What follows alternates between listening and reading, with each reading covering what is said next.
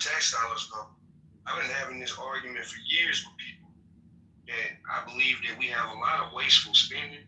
I believe that we could find ways to make cuts, but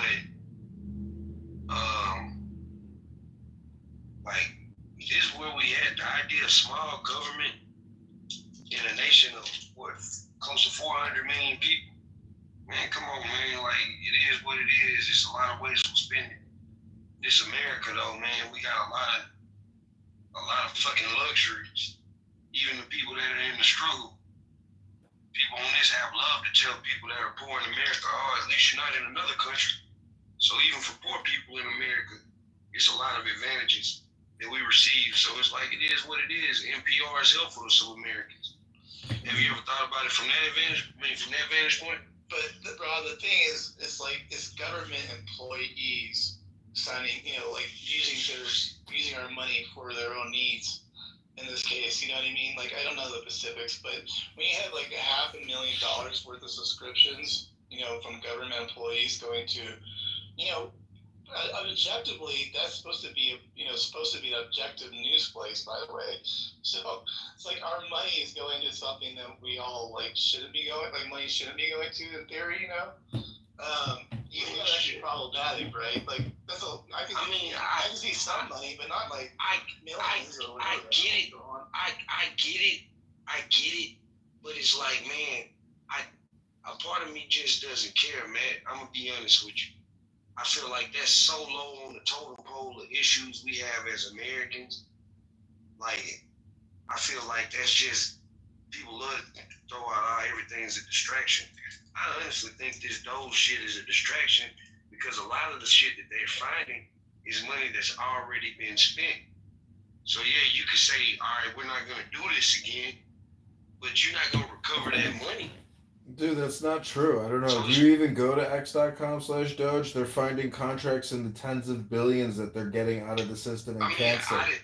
I didn't say that everything is money that's already spent. So let's be clear about that. But this ain't me just rambling shit. This is out there. That a lot of this shit that they're finding is money that's again, do you go to x.com/Doge and actually look at what they're doing a forensic accounting of and taking screenshots from the purchase point of sale system or the contracting system that they're using? It's all SAP software. And I mean, they're actually discovering all kinds of fucked up shit nonstop. And so, Rob, real quick, and has Congress officially removed the shit though? Honestly, Doge is just. Well, I think they're canceling. Congress is full of cowards. Well, I agree. I think Congress should be doing this job that Elon's doing, but why would the people that are doing the crimes, doing the investigations on the cell? This is never going to happen, So, let me ask you this. This happens all the time on this app, is that you will say, well, yeah, we need to, have some cuts and some things, taken care of, like cutbacks and what have you. But then there's always a but. If nobody's doing it, then you can't say that line. We actually have. Where is the money going? Where is the are they gonna pay the debt off? It does. No. That matters to me. Wait. Because we're making such a big deal about. All right, we're gonna cut this spending. This spending. So what happens? Do you admit that we have to start somewhere versus not doing anything? I don't believe what they're doing is anything. How about that?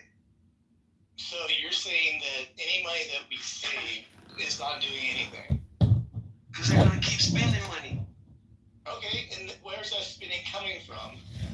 This is the very thing that we're looking into. You see how that works? It's like we do a lot of talk, right? We do a lot of talk. Where these tax cuts going to come? Who's going to pay for these tax cuts? And by the way, that's what I think all of this shit is for. It's for the tax cuts. I'm not saying this is the answer. Like, I don't have a crystal ball. There's no way that we all know what's going to happen. But there's somebody doing something. That was my point. And maybe that doesn't register or whatever's going on here, but with a lot of you folks, I've been arguing this all day. Is there's actually someone doing something about it, at least trying to, you know what I mean? let's say this, man. Let's say Is this, he not man. the first president to talk about this? I mean, don't we have Clinton on record talking about cleaning up and cutting the Every waste? Don't we have president talks about Obama on record saying he's going to cut it? Every president talks about that. Right. So we finally have someone doing it, just like other stuff that other presidents talked about but never accomplished, and Trump did. So now you have him actually doing something that the other presidents are on record saying needs to be done. So this is not like an unpopular thing. But he's not doing We've anything. elected we've elected other presidents on the understanding that they were going to go in and clean up government spending. It's not the first time. You just have someone actually doing it, and people are so afraid handouts are going to stop, and they're going to stop. And there are things we're paying for we shouldn't be paying for. There are things we should be paying for, and they're going to go in and assess it and figure out, and some things should continue to be funded. But you gotta start somewhere, which is what he's doing. You guys are comfortable with somebody who receives government contracts. Y'all don't see that as a conflict Someone with you? who receives government He's talking about contracts. Elon. He's talking about Elon. Here we go with this. I'm just asking.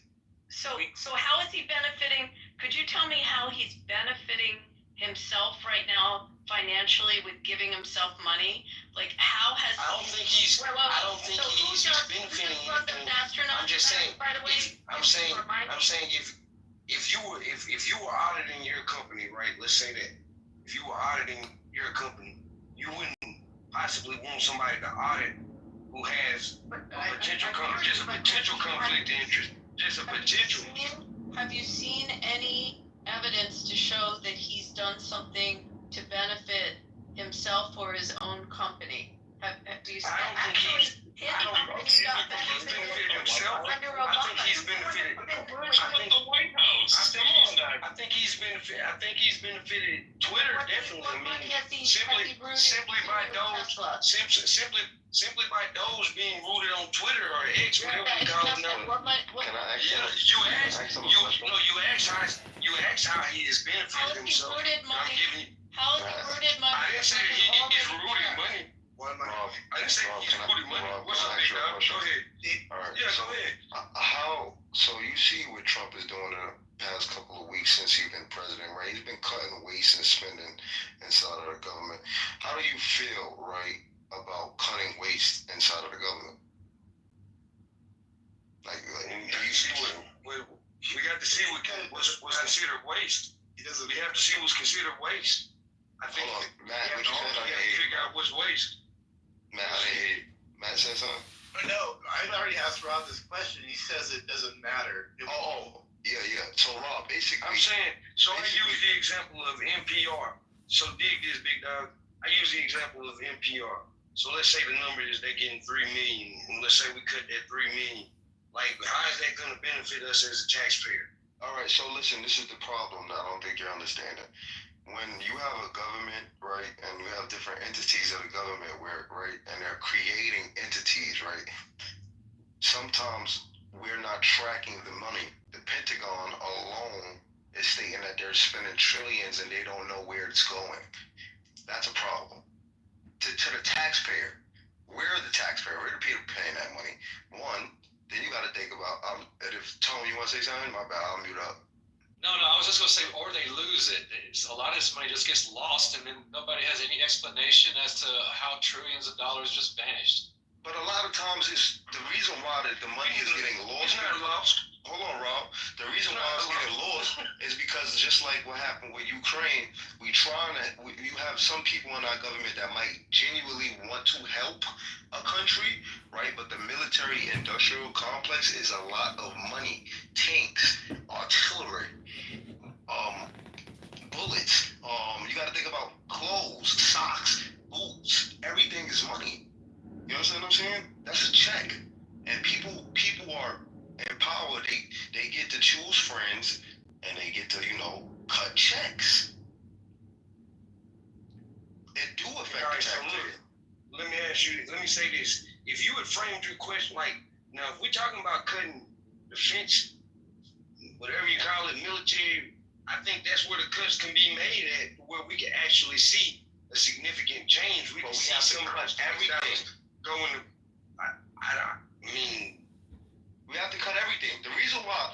So look, I understand why you might what is everything? not too much of Medicaid. I'm not saying Medicaid, but you understand what I'm saying. They do need even with our education. Our education is too much is on it that's it's like extra baggage that doesn't need to be there. You understand what I'm saying? If we could introduce other things like trades, right, robotics, right, at an earlier It's age, going to cost. it is, but it's going to be beneficial to the generations. You know what I'm No, I saying? do agree with that. Yeah, I think it's. I mean, we could reallocate funds. right. That's fine, but it's like when it comes to education, I think education ought to be damn near viewed as a matter of national security. Please don't scroll. Like you don't want a uneducated How do population. you fund education on the local level? Do you happen to know I how mean, it's done? Actually, I do. Actually, I do. They're funded by in the state of Texas. In the state of Texas, I'm gonna answer a question. I can answer a question. Word out? Go ahead. No, I can answer a question. I know. Town, can I get a word out? In your town, you got a public school, probably within miles of where you live. How do you think that's funded? It's funded by local property taxes, Thank you. business taxes, things of that nature. So owning a house is a good thing, right? You're paying towards property. Yeah, I believe so. School, right? I believe so. And what's the oversight on the spending for that school? Like the cost of per student to go to the school, or even if that school happens to In have. the state of Texas, they spend approximately close to $7,000 per student. Okay, yeah, so, and there's probably sending districts too. There's probably areas near that school that don't have a school, so there's municipalities that have to pay per child to send children to that school, right? That would probably be more in the rural areas of Right, Texas. so a rural county, a rural area that doesn't have a regional school that has to send to the school that's closest by, and they have to pay per student, right? Yes, that's true. Okay, so who oversees all that? That would be our Texas State Board of Education. Well, go smaller than that. So when you have And then like you a can county go your local- board or School boards, things of that nature. That's who oversee.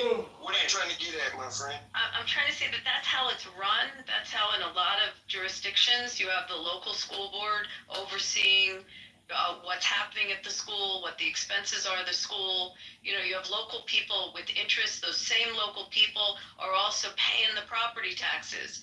They don't want to pay $30,000 a student because someone's not keeping control over the expenses at the school. Do you see what I'm saying? There's like local interests affecting local people. Well, I ask you this. What state are you in? I'm in Nevada. That's how it works. Pennsylvania. That's how it works. Both in Nevada. That's how it works. That's why. Yeah. So, and then you have places. That's why the idea of them telling us that we're going to send education back to the states is kind of foolish. The states already. Whoa. So Well, again, the states already. Rob. The states already handle education. Right, but Rob, my point is the person paying the property tax that doesn't want to pay double property tax is probably sitting on your school board and is overseeing what's being spent. And if they decide to build a high school that's like the Taj Mahal, it doesn't make sense, right? Because it's going to end up hitting every property owner in property tax just for the cost of per student. So Abby, you know what I would say to that? You know what I would say to that, Abby? Hearing the logic. What I would say to that, Abby, in terms of your local school board, generally they have very low election turnout numbers. This is just across the board. I can speak specifically for Harris County, where I'm from and live at, but I can say across the board, school board elections have very low voter turnout, whether you're in a red or blue district. It's a shame, but So, on my point, I would made to you. I would say, Who's got the most interest here to keep the cost of education in check? Who's got the most interest? It's the people in the locality that are paying the taxes to fund the facility, to fund what the enterprise is. So who's going to have more of that interest? It's going to be localized for education. not on a national level. But that's how it works. That's how it's always worked. We understand that the Department of Education actually does more for higher education than it does for K-12 education. When it comes to the Department of Education, when it comes to like K-12, we understand about Title I schools, generally rural and inner city schools who don't have the tax base to necessarily compete with some of the other schools. That's where that funding comes in. Special ed programs, IEP programs, things of that nature. Kind of oversight, making sure that things like you know who gets hurt are the rurals. Who gets hurt? The rurals. Well, yeah, that's. Let me tell you why. Because they don't have the budget to build the high school, and let's say they have to send their kids to a regional high school that got built like the Taj Mahal, that got overbuilt, that maybe an urban high school that they decided to build some major facility, and now you're in a sending district in a rural area and you're paying 20-25 grand per student. So you also get into the issue of school choice. Wouldn't that sending district want to give the option to those residents to not have to pay more property tax and use their funds to send their kids where they want instead of the? I can't speak for your state, but in my state, something that's very interesting in my state legislature, especially state government, rural Republicans and the blue cities, Houston, Austin, Dallas, blue Democrats have banded together fighting against the school vouchers program. Number one, because there's already school choice in Texas. In every school district, there's school choice. My son, who's 16, he was able to participate in the school choice type situation because we were able to get him to the school that we preferred him to go to. It was a school in district. It's just not the school he was zoned to. So school choice is already there. The voucher system, as proposed by the state of Texas, again, I can't speak for the state that you're from, but I can only speak where I'm from. The voucher system is losing a lot of steam. Let's say that Greg Abbott is getting a lot of opposition, and it's not just from the blue guys. Let's say that. So there's a lot of information, and I'll tell you just for some background. I worked on a project with someone this summer, helping them complete their master's program, and their final essay was centered around school choice and the voucher system. We did a lot of extensive research, about 2 months, really going into the background, figuring out that the voucher school system has been around since around 1827.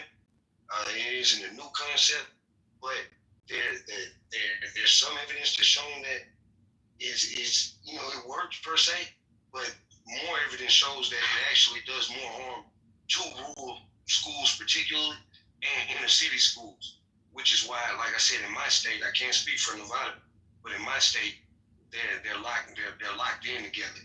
It's actually something that you don't see often in Texas. I'm gonna just jump back in because I see this as, we're just not gonna agree on this, but I just want to make sure I got your take on all this. Is that the government and what Doge is doing does not help you out at the local level. That's your argument, right, Rob?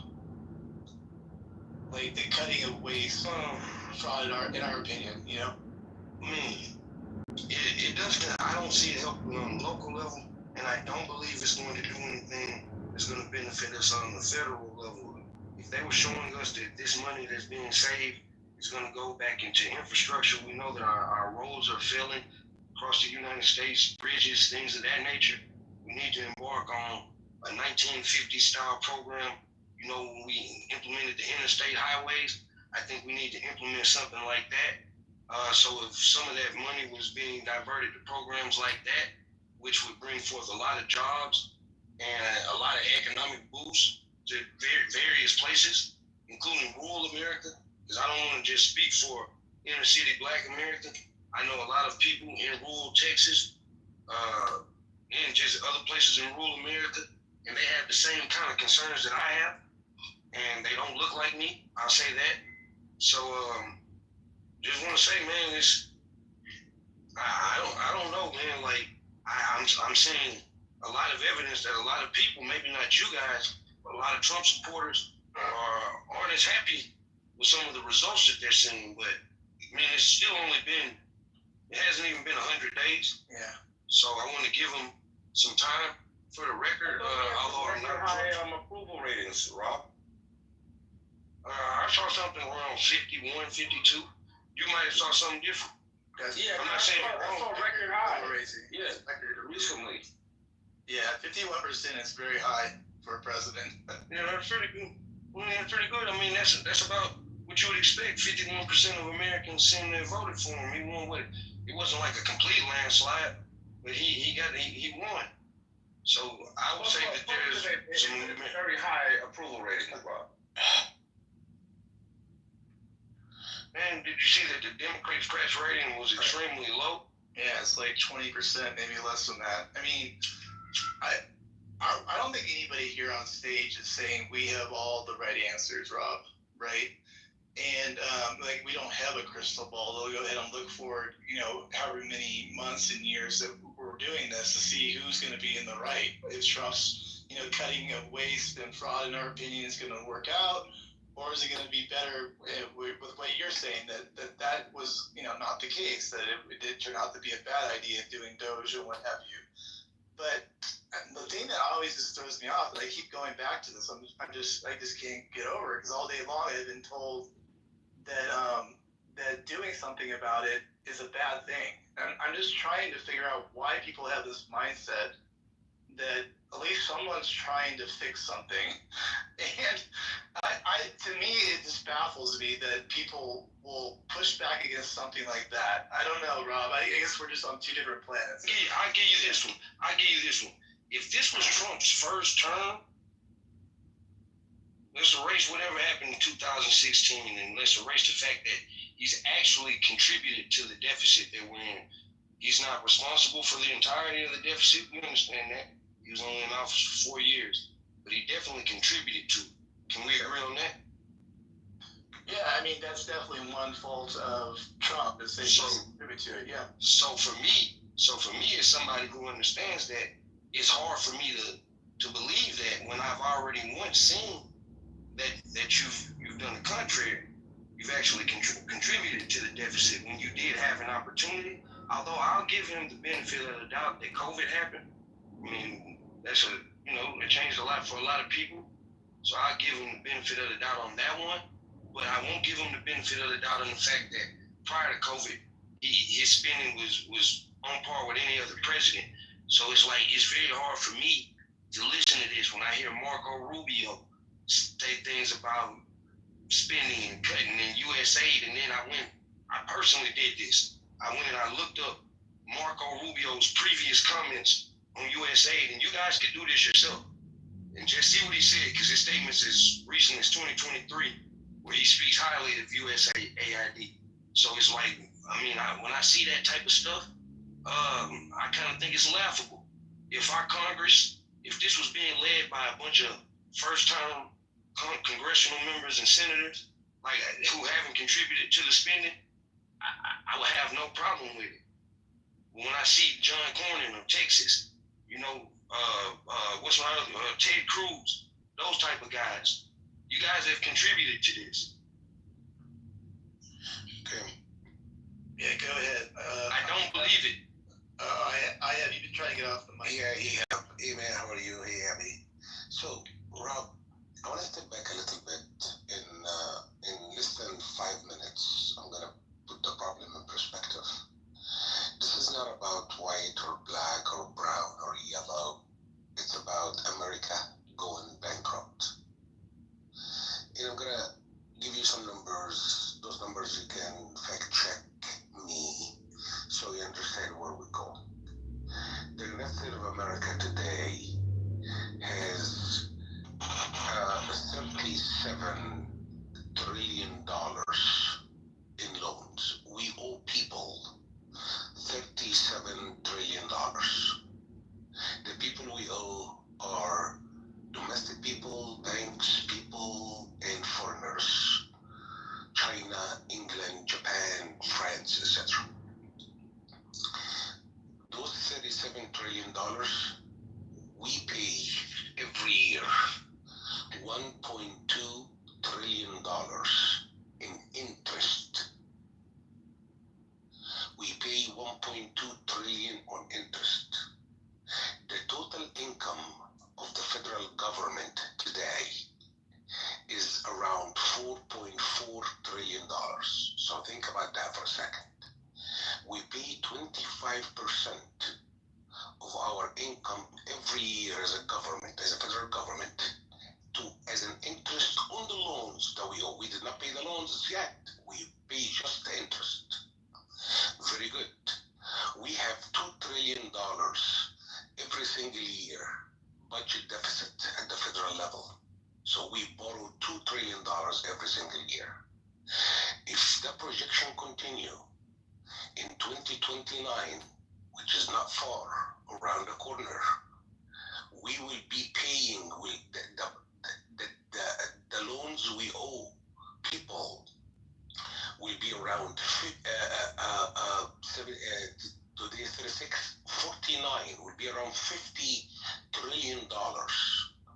We will be paying 50% of our income as a federal government as interest on the loan.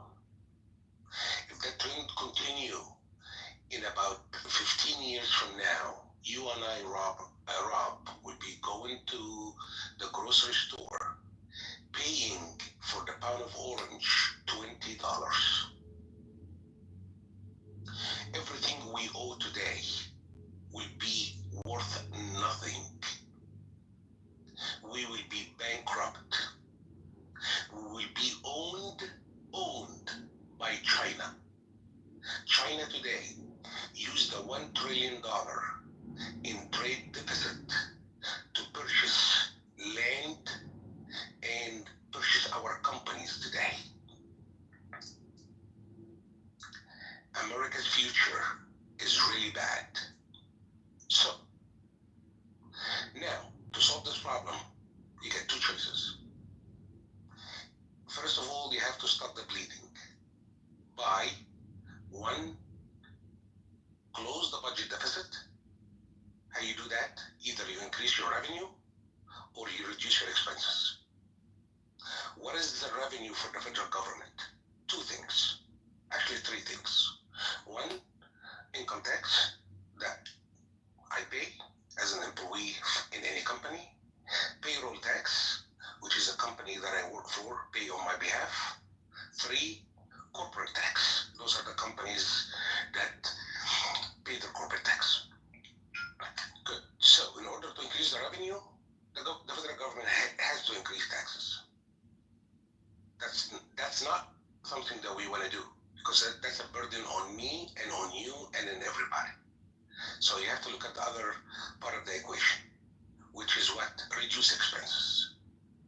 We've got to reduce expenses to stop that $2 trillion budget deficit every single year. How are you going to do that? This is where Doge comes in. Anything we spend as an American today that does not benefit American people has to stop. I don't give a shit about sending money to Ukraine. I don't give a shit about sending condoms to Gaza. I don't give a crap about opening a trans clinic in India. I don't care.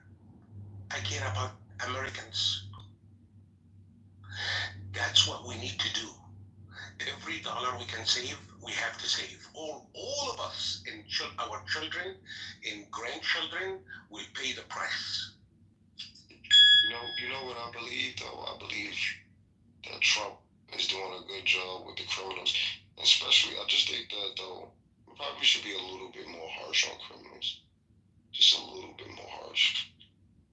And I would make the argument, I appreciate what you just said, but and he left the stage because I was going to refute specifically what he said about Rubio, because I just read Rubio's old remarks. Rubio's been a very strong proponent for foreign aid and the importance of foreign aid with respect to developing nations or stopping disease or uses that benefit us in foreign policy. When he was asked about this with his recent comments, he was very clear that the whole thing dramatically has to change and then we go back in and we see what is good expenditures and smart expenditures of our money and what is not. So the concept of no foreign aid is not something that works for America. We have a history from the beginning of our nation of having a relationship outside of just our borders, but it has to be smart, and it has to be audited, and it has to be looked at.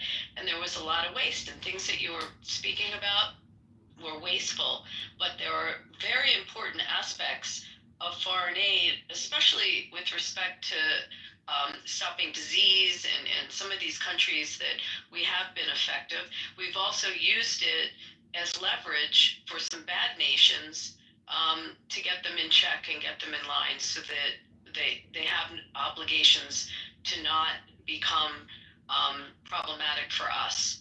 You know, there's different, I can go through all the arguments on it, but he left the stage, so. Abby, the problem, Abby, here is this. So wait, just let me say the last thing and then go on.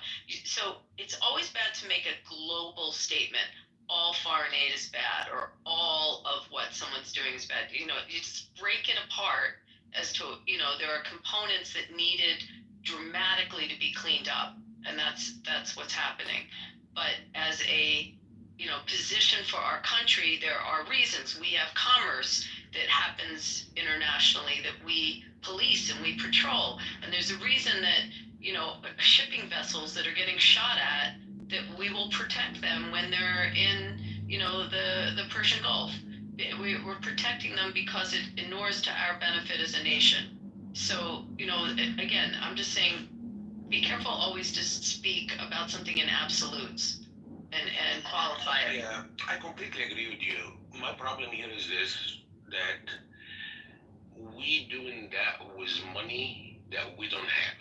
So we go borrow money and take that money and assist others. What percentage is it of our budget? Right. So okay, what percentage? Very good. I tell you. So if we have $2 trillion in deficit every single year, that's a number you guys can go and fact check me. We spend the budget for U.S. aid and others. U.S. aid alone is about, I think, is for around $50 billion. So 50 out of 2 trillion, yeah, not much.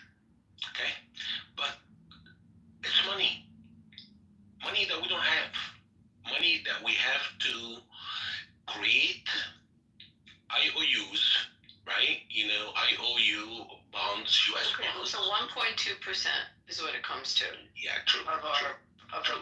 True.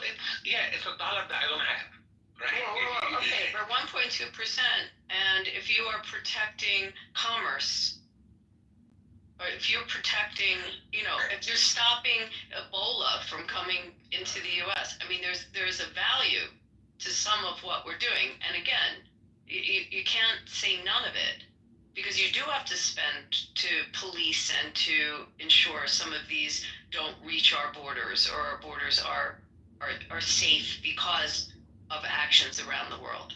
So why not the rich companies around the world that you know, that they are not in debt like us, having $37 trillion in deficit? Why they don't step up? Right. I'm sorry, can I answer Tim real quick? So a reason why we might have $2 million in debt every year, right? $2 trillion in debt every year, is because you got to also think about, right, our goods and services that we have here, but also everything is not sold in the year. It's stored here, right, and it's gone. So it's a process. Eventually. No. I'm talking about federal spending. Oh, federal. Okay, the federal. All right, the federal spending. $2 trillion in deficit, guys. We spent $7.2 trillion in 2023 in our federal. Federal waste. Was about 4.5. So think about that for a second here. We spent 7.2 trillion in our federal government income was 4.5. So this is where the $2 trillion comes from every single year. And we print money. What printing money means? Devaluing of the dollar.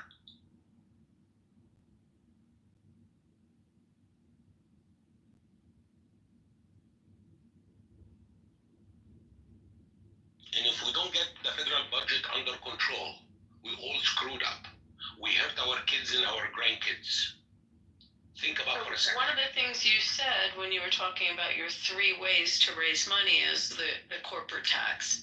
And if you move corporations back into our country, as opposed to both corporations and wealth leaving our shores, then, and that's one of the things he's trying to accomplish, is to incentivize corporations to come back here, incentivize taxpayers to buy American, to be able to deduct, one of his proposals is deduct car loans if it's a car manufactured in the United States, and to add that into the income tax equation, which had been prior but was taken out. If you bring business in, if you bring new corporation in the USA to invest in the USA, that's by default is going to increase the corporate tax that they pay the federal government. So that's very helpful. Without penalizing you or I or other existing businesses here, because once you increase taxes on corporation here in America, right? Guess what they're gonna do? They're gonna leave. So the best thing to do is to expand the economy. It's not increasing the taxes. It's making it welcoming for these corporations. That's what I said. It's taking the regulatory structure and loosening the crazy regulatory structure that we have over manufacturing, which incentivizes these companies to now open plants in the U.S. and not have to go through, 30 different EPA requirements. I mean, just everything's got to lighten up, and the regulatory 100%. Structure has to, and then you bring the businesses back. That's 100%. You're right, 100%. Make America a business-friendly environment, so you can attract companies to come and do more business in America, so they can pay more corporate taxes, so we can close that federal deficit of $2 trillion a year. So if Elon Musk and Doge are able to knock down $1 trillion, right? Find us $1 trillion, right? Knock it down as a savings, right? And the other part of the equation, or the other lever, increase corporate taxes by allowing new corporations to come and do business in America. They pay us extra corporate taxes. Now we close the deficit. That's a first step. Stop the bleeding, so we don't borrow more money every single year. Now we need to go look back and how we're gonna pay our $37 trillion that we owe people. That's the problem.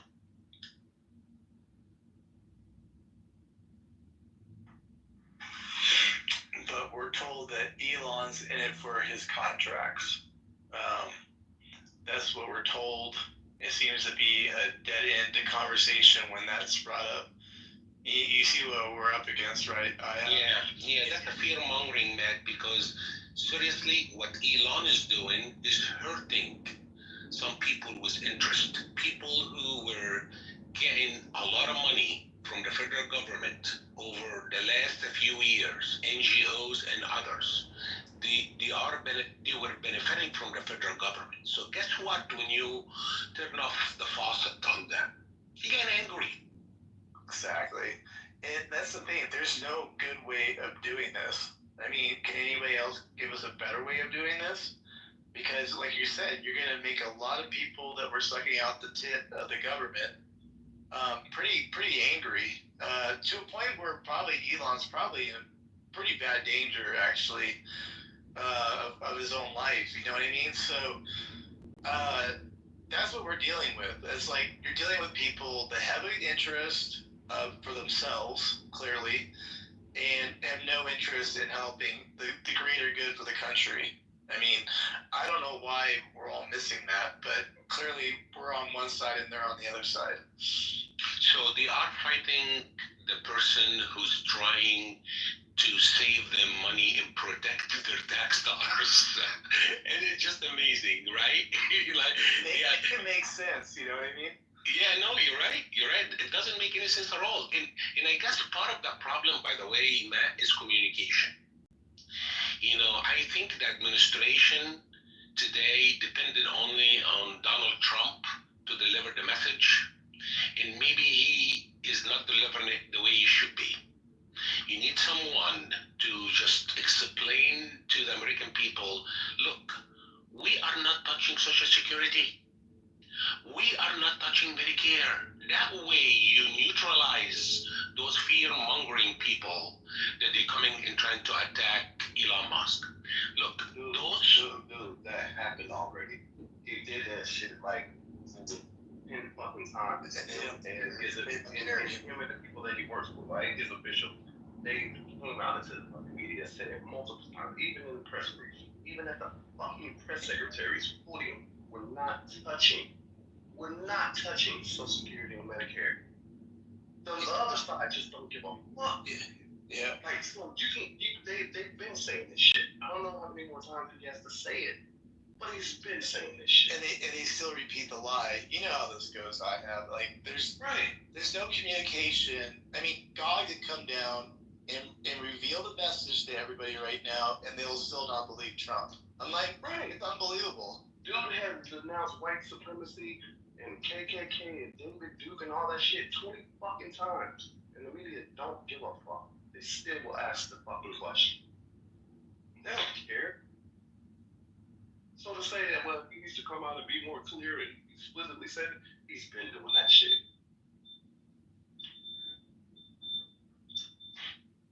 He's been saying that shit. Yeah, and ideally we would want that because clearly Trump is not the best communicator in the sense of explaining things because he's a firebrand and he probably just basically gave up on trying to do that. Obviously, you know what I mean. So he's at a point where it's like, I'm just gonna do it.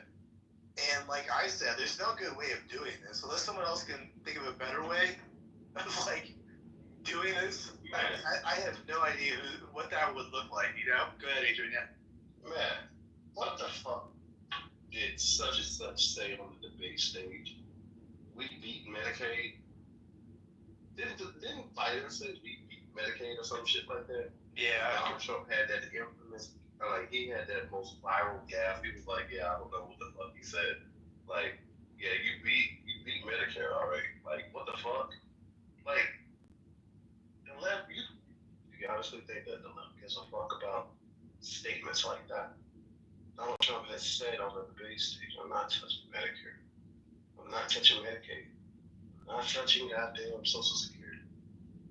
They don't give a...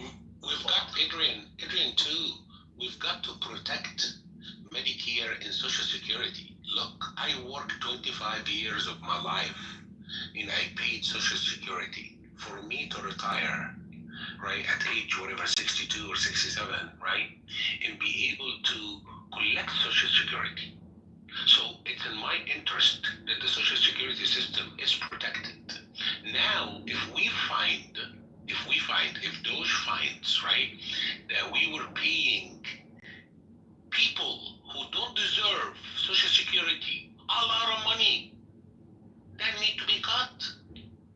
That need to be exposed. Why would they pay, for example, illegal immigrant Social Security? Why would they need to pay illegal immigrant Medicare? Why would they need to pay foreigners who never been even in the USA? Never. We have $2 trillion. Because it was to ensure that they have a permanent voter class.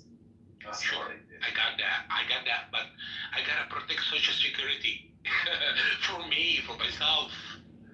We paid for it all our lives. Guys, it makes no sense that, there is, 250 days of work a year. The average of us drives, wake up in the morning, get in the car, go to work, come back home. 110 days of those, we don't see a dollar from.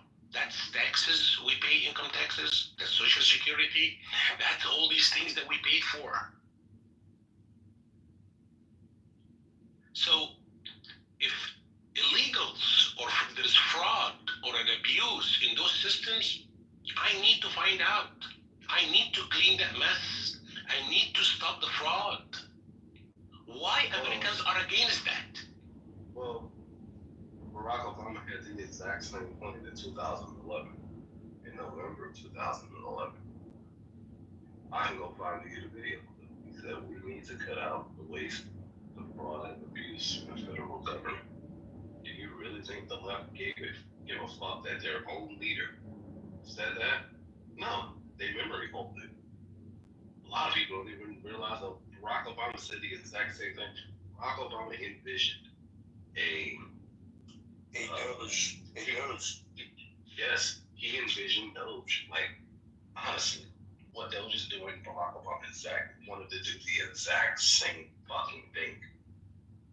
But for some reason, he didn't follow through. And Chuck Schumer in the Senate, I heard him saying we need to clean up Medicare. We need to ensure that people that get the benefit from Medicare are eligible people. Chuck Schumer himself said that. I mean, the polarization, it's just too much, and our kids and grandkids will pay the price for that crap. And instead of us being united, why would a judge, in God's sake, The last statement you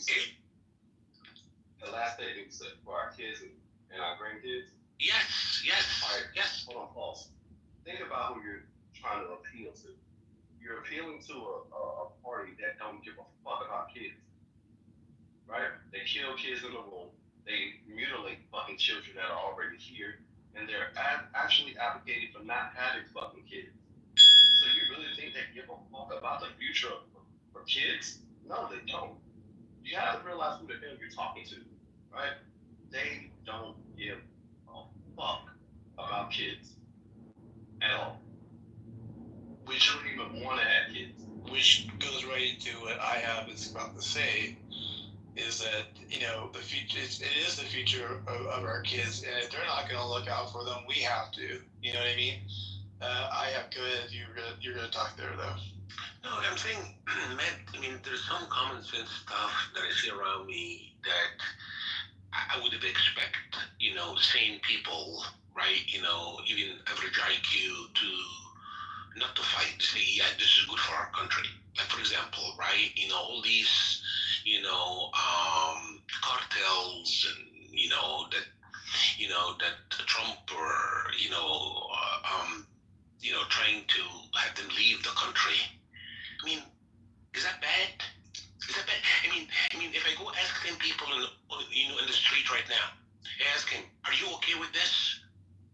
I mean, I would expect 10 of them to say yes, absolutely. It's the safety of our community. They are illegals, they are criminals. We do not want them here.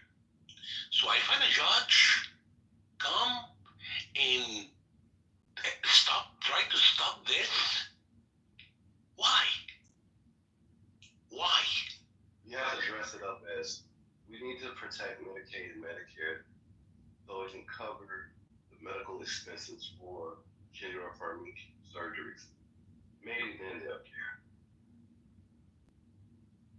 Dress it up like that.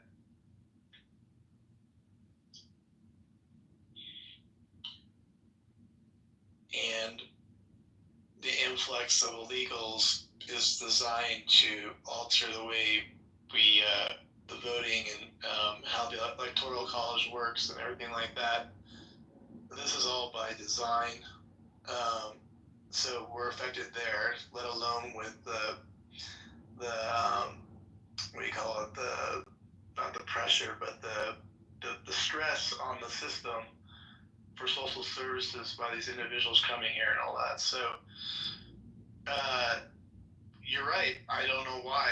I don't know why we let this.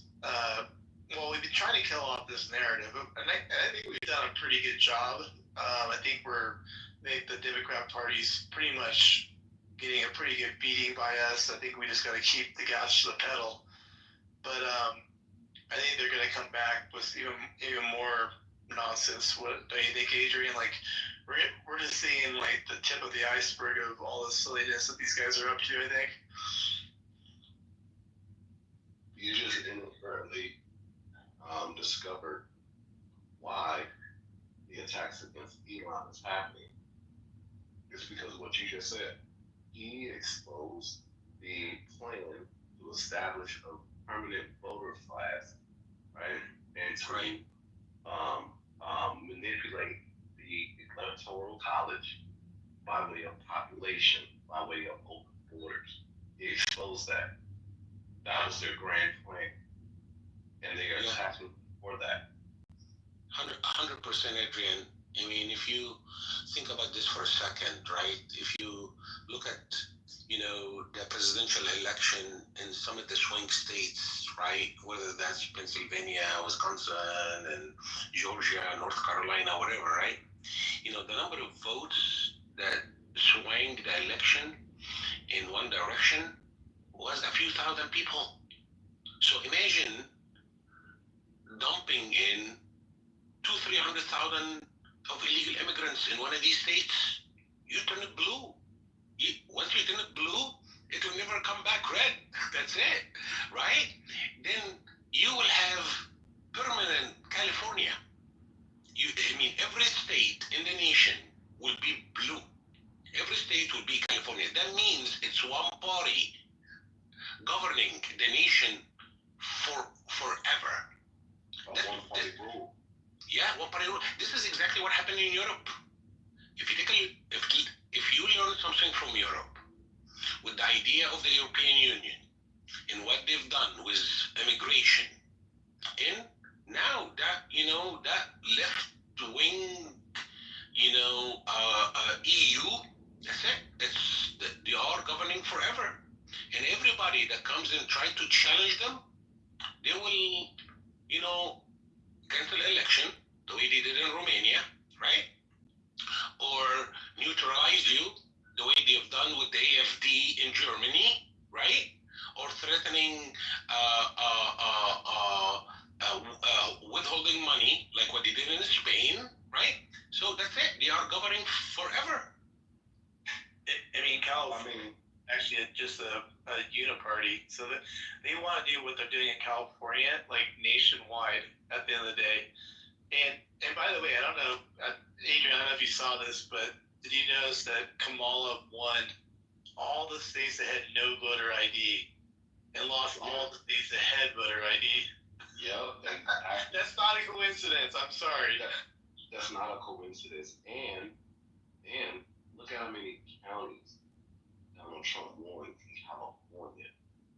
In a Democrat stronghold, as tough as California is, he damn near flipped it red. He damn near. Go and look at that voter map. He damn near flipped California red. That is a feat within itself for a Republican. I just cannot really understand the logic behind a voter, a person can go vote without showing his ID. Like, we drive cars with our ID. We present our IDs when we go to the bank. We present our ID everywhere.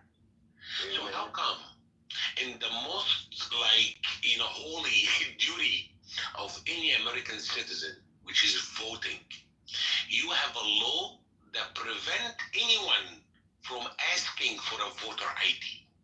Really? What is the common sense? How could you just, in your little IQ brain, accept that as a resident of the great state of California? How could you accept that? Well, for cheating. It's the logic that they had. Yeah. Remember Stacey Abrams' race in Georgia? Yep. And in one instance, they were touting record voter turnout in Georgia. But then, on the other hand, they were saying we're having voter suppression happening in Georgia. You can't have both at the same time. Which one is it? Is it record voter turnout or is it voter suppression? I remember Which that. narrative we want to go with? And they think that they can say both. They can push both narratives at the same time and think that people And get away to be wise. Exactly. Yeah, it's no voter ID is designed. First of all, it's the bigotry of low expectations, right? They assume that nobody can get IDs from certain communities, underserved communities, which is completely in my opinion, as bad as it is for bigotry I can think of. You know what I mean? And then, of course, it's designed for cheating. I mean, we know what's going on. There's really no reason not to have some kind of identification for your voting. It's just the way it should be. Anything other than that is just like, okay, well, we're up for cheating. We're allowing this to happen. It's a green light for cheating. I mean, there's no other way to take it. Well, man, let them tell it. I don't know how to get to the DMV to get an ID. I don't know how to use the internet. Let them tell it. Because if you let them tell the narrative why black people don't have IDs, it's because we simply don't know where the DMV is. That's an insult to the black people. Insult to any colored people. When you just insult them and tell them you do not know how to get an ID, that's an insult. Do you remember Kathy Hochul? I forget her name, the governor of New York, when she Hochul, when she said that the black community doesn't know how to use computers. I mean, it's all the same rhetoric, right? There's this whole group that's not going to be able to do it, so they're going to be disenfranchised, and blah blah blah. I mean, how stupid do they think people are? Come on. It's the condescension of the savior complex that they feel that they have over quote unquote marginalized groups. And so they have to come in and be the advocates for the indolent and the imbecilic. It's an insult. They don't see it as such, but it is. That's how out of touch with the American populace and the community that they're advocating. And that's fine. We can let them keep seeking themselves, right? We're fine. I mean, clearly their message is failing, and there would be no reason not to, have that continue, right? Because we'll just keep winning. Now, we don't want to, if there ever is a chance where there's actually a close election and all this, we want to make sure that this silliness is, not happening. Then we got to make sure we're on the ball. So that's the only reason why I would be concerned about it, obviously, because, I mean, I don't know, like, there's like a kind of a win thing going on here because their message is just horrible. Like we just mentioned what we just said there. And other messages are just not winning over anybody. I don't even know what they're going to do for 2028. So I'll let them keep singing it, but we have to be on the ball in the fact that maybe someday that's going to really matter. And I think it's going to. We're going to make sure that our election integrity is all intact, so we can have those fair elections. And like I'm saying, like if a Republican loses, I'm okay with it as long as it's fair and square. It's like I'm not that, I'm not that embedded for the one party like that. It's like I just want a fair election. I wish it was the other way. I want to celebrate victory for the country with others, regardless of their political affiliation. I wanted to say, all right, guys, let's work together. Look at the 37 trillion in debt. Look at how much we pay for interest on our debt. Look at the budget gap. I mean, can we work together doing all these great things, right? Removing waste and fraud and abuse from the system, and let's just generate jobs in America. Let's get the American people to get paid, well-paid jobs, right? I want to hire, an illegal immigrant that I pay him $10 an hour. I'd rather have an American work the job that makes 20, and let's do that. It's good for America. It's good for our country. We have nowhere to go. We have nowhere else to go. Where are we gonna go? Immigrate to Mexico? Where am I gonna go?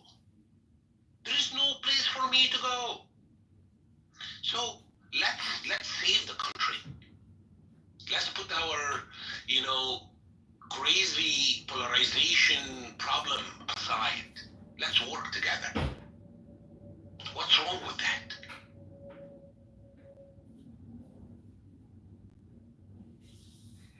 I don't want to fight. I don't want to fight. I don't want judge to come and tell me, no, go back and restore U.S. aid. Judge, these are fraud. No, let it go. Judge, okay, I want to, deport, criminals. No, let them stay. What are you doing? What are you doing? These are compromised people. They've been bought and paid for. And it's what I call the suicide bomber mentality. They don't give a fuck if they kill themselves in the process, as long as they hurt you. Wow. As long as they get a chance to hurt you, they will gladly carry out that action. It's like, bro, don't do this. How good it is, Adrian, if the USA is burned and became ashes? Are they going to be happy governing the ashes? What's left of it? How good it is? They have a mentality of burn it all down. That's their mentality. So this is exactly what they want. They don't give a fuck if they're flying off the cliff, as long as they can take the cliff. Because people are suicidal, despotic.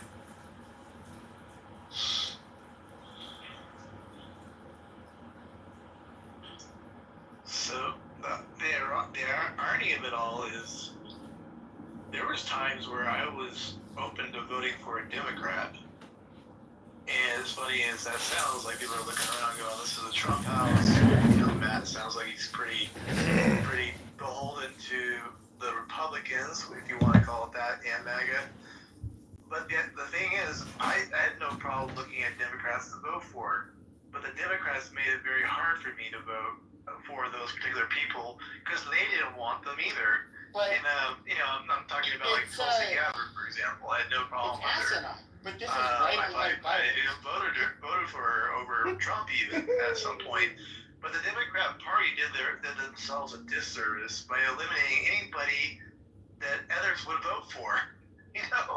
So a lot of this is their own doing. It's not Trump. It's not Trump's fault. I mean, I don't even know why. They all blame Trump. They have to have an inner, realization that they're the ones that really created Trump in a lot of ways. So they created this monster, not us. It's just like in 1984. If you ever read the book or watched the movie, Yeah. Trump is essentially Emmanuel Goldstein.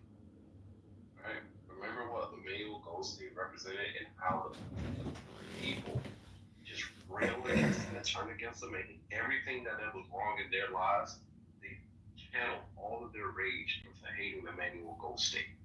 That's who Donald Trump is. We are actually living out the 1984. We're at that part of the movie or the book where just the mere thought of him, his name, it induces and evokes rage and hatred in people. That's what he is. I voted for one Democrat. His name was Wesley Bell, and not only because I know him personally, but the only reason I voted for him is so that he got to see Cory Bush, and it happened.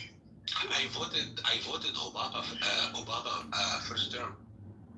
I remember those days. Obama ran against, I think, was John McCain. Yeah. So for me, the way I looked at it, young guy, African American, intelligent, speaks very well, lots of energy. I did the comparison. But why does the party destroy themselves? Like, does 2008 look like anything like 2024 right now? It's not even close. They destroy themselves over one person. It's incredible. I can tell you how they did it. Go ahead. This was 12 years in the making for the Democrat Party. 12 years. Obama's first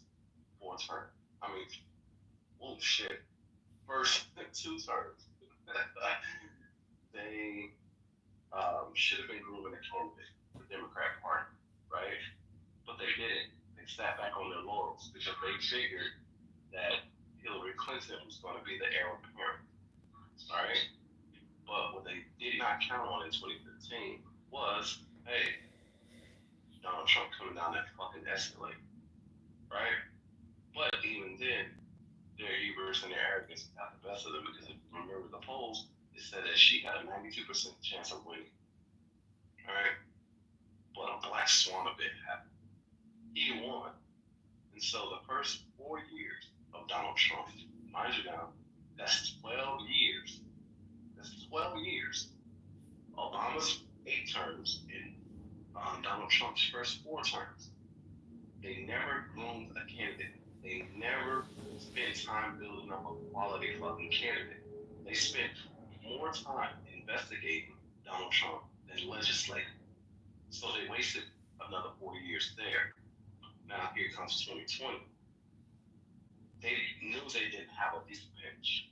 They didn't have a good stock of quality candidates. This is why you saw over 25 Democrats in the field vying for president. And one after another, they kept dropping because no one had any substance. They were not a strong enough candidate, and they just ate each other. They ate their own in the Democrat primary, right? So boom, when it became apparent to the Democrat Party that they have nobody, and that they were going to stick it to Bernie Sanders for a second time because he won Iowa. He won the Iowa caucus, smoked them in Iowa, but they did not want to embrace what he was talking about, and so they shafted him again, right? And so here they come trotting out Joe Biden. Remember, Joe Biden did not have a record to run on in 2020. He only ran on Barack Obama's record. That's all he did. And they figured if they can get the vice